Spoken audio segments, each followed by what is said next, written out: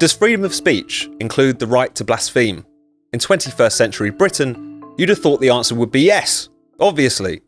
Our last blasphemy conviction was in 1977. England's blasphemy law was abolished in 2008, having been a dead letter for decades. The centuries-long struggle for free speech in this country, as in so many other countries, was built on the right to defame gods, kings, clerics and prophets. Without the right to blaspheme, there is surely no right to speak freely at all.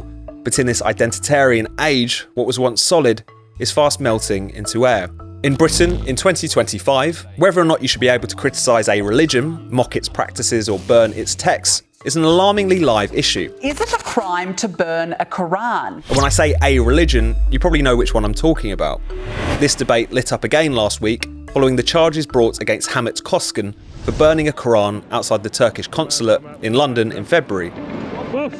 His one-man protest against the Islamist turn of Turkey under Recep Tayyip Erdogan has been chalked up as a religiously motivated public order offence, drawing the condemnation of Shadow Justice Secretary Robert Jenrick and causing an ex-feud between two MPs.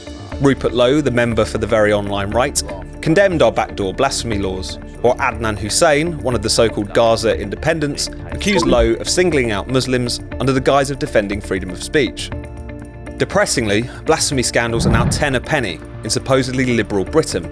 In 2021, a teacher at a grammar school in Batley, West Yorkshire, was suspended and forced into hiding after he showed cartoons of the Prophet Muhammad to his religious studies class. The school unequivocally apologises for using a totally inappropriate image. He remains in hiding to this day. In 2022, groups of Sunni Muslim protesters managed to get The Lady of Heaven, a Shia-made film, pulled from cinemas nationwide because they felt it portrayed a blasphemous version of Islamic history.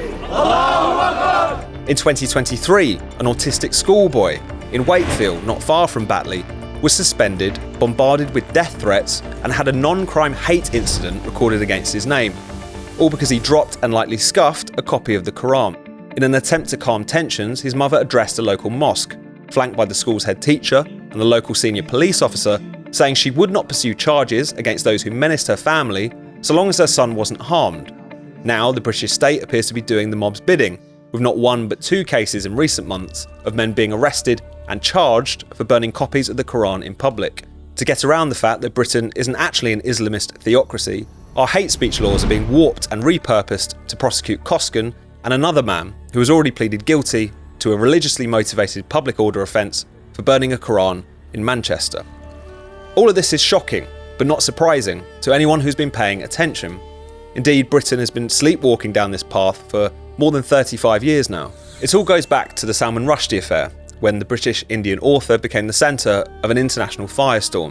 His 1988 novel, The Satanic Verses, was declared blasphemous by assorted hardliners and Islamists. In 1989, Iran's Ayatollah Khomeini placed a bounty, a fatwa, on his head, one that a 24-year-old knife man came terrifyingly close to claiming at a literary festival in New York in 2022, when Rushdie was stabbed 15 times.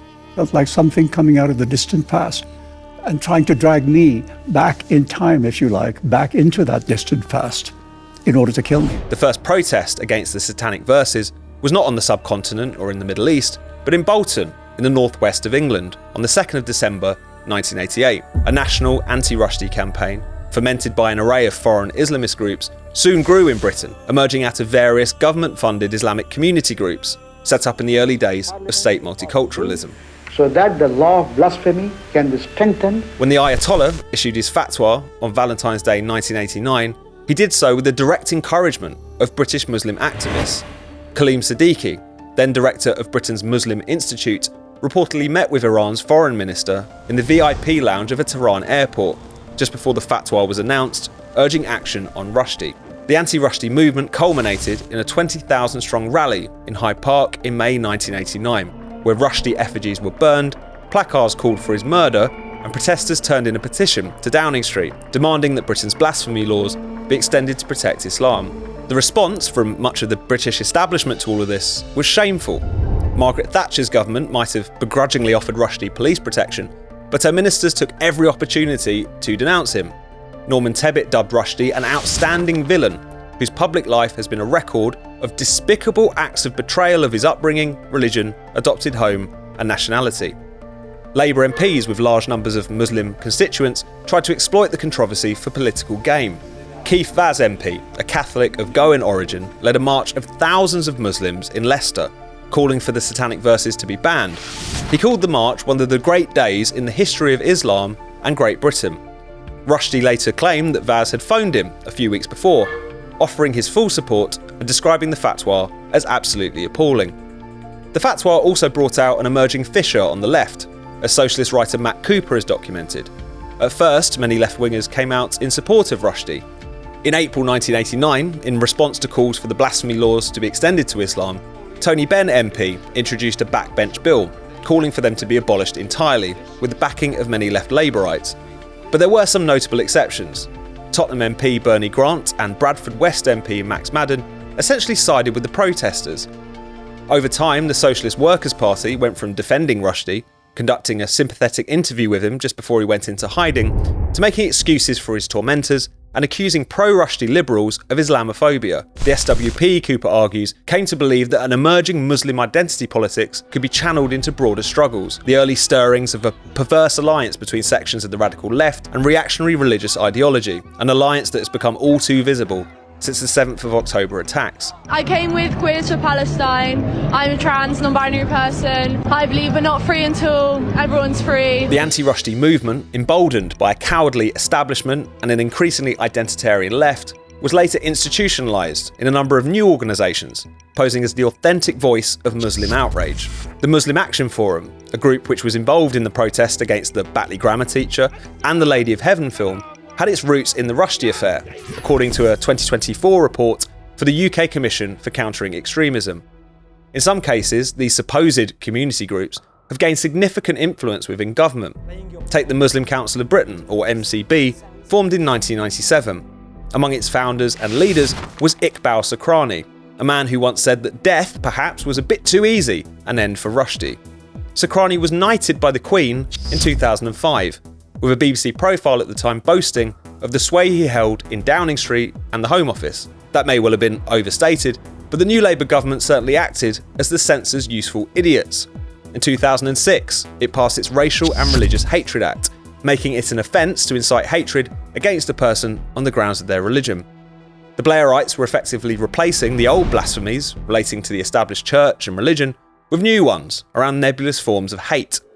If it wasn't for a successful campaign to amend this legislation, led by comedian Rowan Atkinson and Rushdie himself, the bill would have been even more censorious, potentially criminalising abusive or insulting language about faith. The new Labour government briefly broke ties with the MCB in 2009, after the MCB's deputy signed a declaration supporting Hamas attacks on Israel and the troops of its allies. Today, Starmer's Labour claims not to do business with the MCB, even though its ministers and MPs popped up at an MCB event as recently as January this year. Labour, coincidentally, is currently drawing up an official definition of, quote, Islamophobia, unquote, to impose on government bodies. We're actively considering our approach to Islamophobia, including definitions, and we'll provide further updates on this in due course. Capitulations to this religious intolerance have become depressingly routine over the years. In 2008, publishers Random House dropped The Jewel of Medina, a novel which told the story of Muhammad's wife Aisha because it might be offensive to some in the Muslim community. Its author found another UK publisher, but that publisher's home was firebombed a few days before the book's publication. Mariam Namazi, an Iranian-born leftist and anti-Sharia campaigner, was no-platformed at Warwick University in 2015, after the Students' Union labelled her highly inflammatory. More gravely, there have been various attempts on the life of Hatton Tash, an ex-Muslim turned Christian street preacher who could often be seen at Speaker's Corner in Hyde Park wearing her Charlie Hebdo t-shirt. She was stabbed in 2021. A year later, a man was arrested and later convicted of terror offences for a plot to gun her down and ideally take some police officers out with her. Indeed, those trying to claim that sticking up for the right to blaspheme against Islam is somehow racist and Islamophobic should take a closer look at some of the targets of anti-blasphemy violence. In Britain, as it is across the Islamic world, ex-Muslims, liberal Muslims and members of dissenting Muslim sects bear much of the brunt of this violent hysteria. To my knowledge, there are only 2 people who have been murdered in Britain over the past decade for blaspheming against Islam, and both of them were Muslim. Asad Shah, a member of the tiny Ahmadi sect, was stabbed and stomped to death in Glasgow in 2016 by a Sunni who took offence to Shah's religious YouTube videos. Jalal Uddin, a 71-year-old imam from Rochdale, was bludgeoned to death a month earlier by two ISIS fanboys who accused Uddin of practicing black magic. Those who claim blasphemy laws would actually tamp down on such violence should note what's happening in Pakistan, where heretics are punished both by the law and by the lynch mob, the former only feeding and justifying the latter's murderous intolerance. Pakistani man's body was set on fire after he was beaten to death by an angry mob which accused him of blasphemy. The dim-witted line that everyone who rages against blasphemy laws is really just raging against Muslims, subjecting them to some kind of ugly double standard, is absurd, insulting, and dangerous. Firstly, because it is often Muslims or ex-Muslims, as we've seen, who are on the receiving end of anti-blasphemy fury. Once you leave the religion, you have 3 days to repent, and if you don't repent in those 3 days, then you're to be killed. Secondly, because if there is any anti-Muslim prejudice at play here, it's surely in the notion that Muslims, unlike any other faith or group, are somehow constitutionally incapable of freedom of speech, that they are simply too intolerant or volatile to have their beliefs subjected to debate, ridicule and criticism, that they cannot in effect be full citizens in a liberal democratic society. That sounds awfully bigoted to me. Britain's backdoor blasphemy laws have been decades in the making, inked in blood and cowardice. For the sake of heretics of all faiths and none, it's time more people stood up to the Islamic hardliners and the illiberal idiots who enable them.